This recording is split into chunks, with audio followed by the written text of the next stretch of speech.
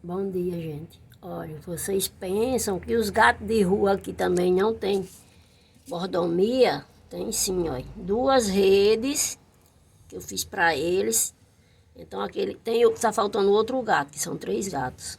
Às vezes eles dormem os 3 juntos. Não são irmãos, viu?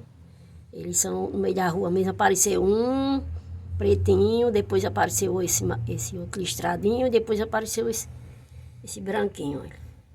Às vezes dorme os 3. Só que só tá os 2 aqui. Né?